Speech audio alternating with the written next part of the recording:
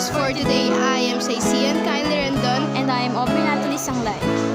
We are so glad to be back and create another episode that we are sure that you will like it.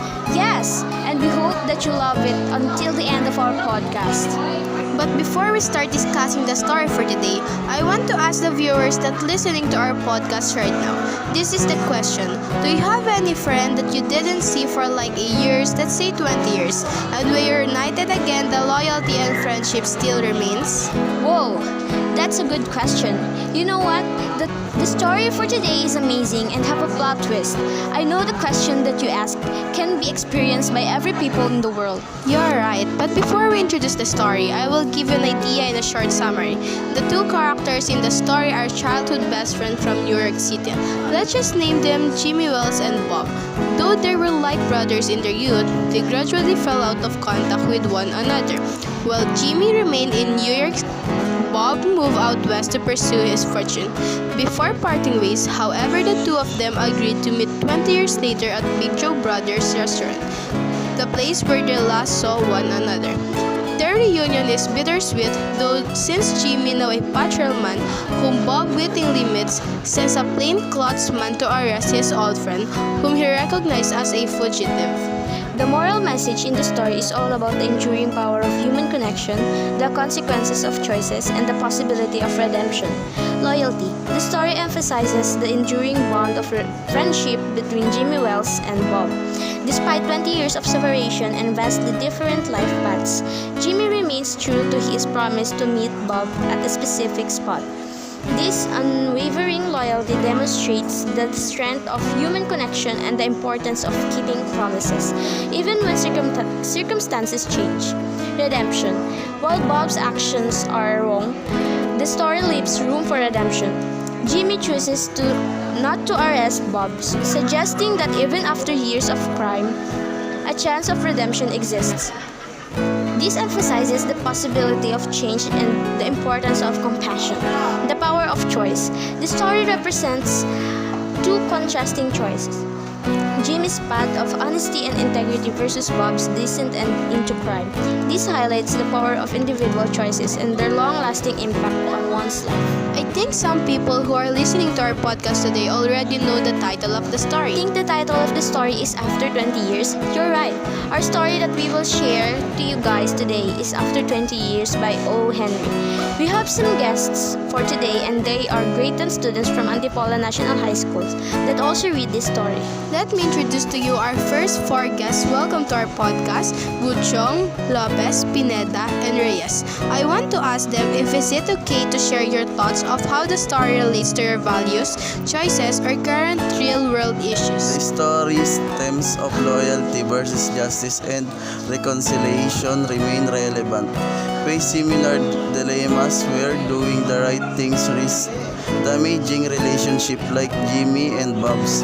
The story teaches us about the complexity of relationship and the importance of empathy and wise choices so as not to regret the chosen decision. In story, friendship is built on loyalty, but their reunion is complicated by moral obligation.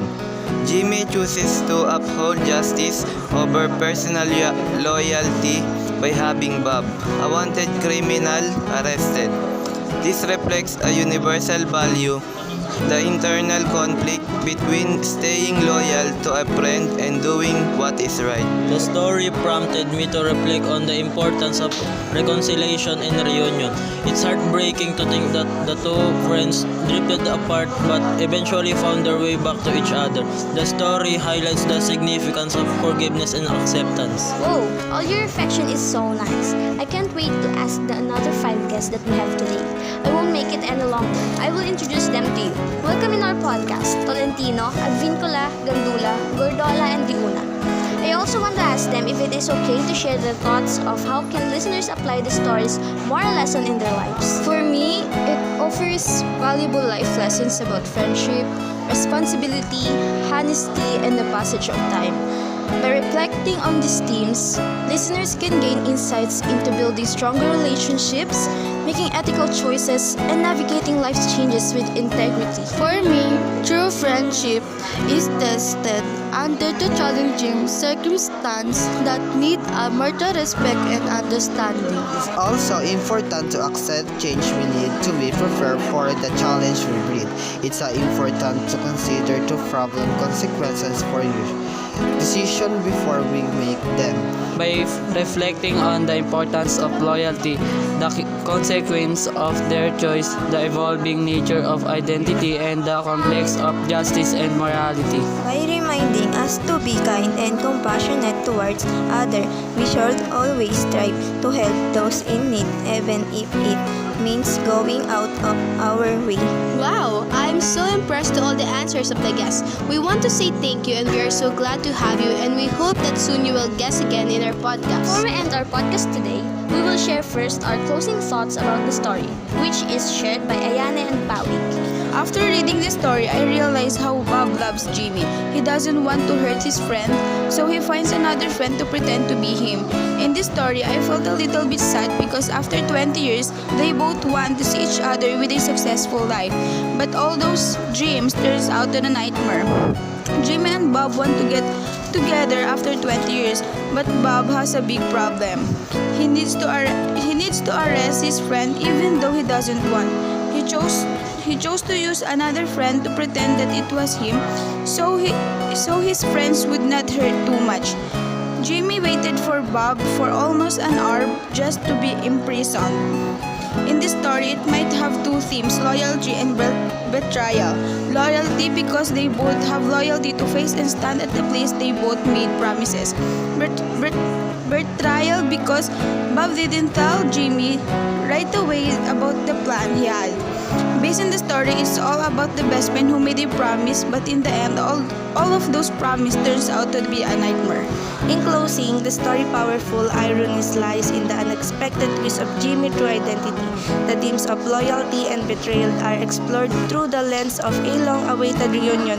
We're left to consider the complexities of friendship and the choices we make.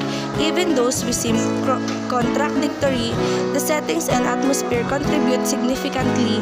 The story suspenseful, ultimately after 20 years, is a testimony to O. Henry masterful storytelling. Whoa, I can't believe that we created another podcast. Thank you to all the listeners right now. I hope you learned something new in our podcast. I think we should create another episode. What do you think? Yes, I think so. So stay tuned for our future episodes.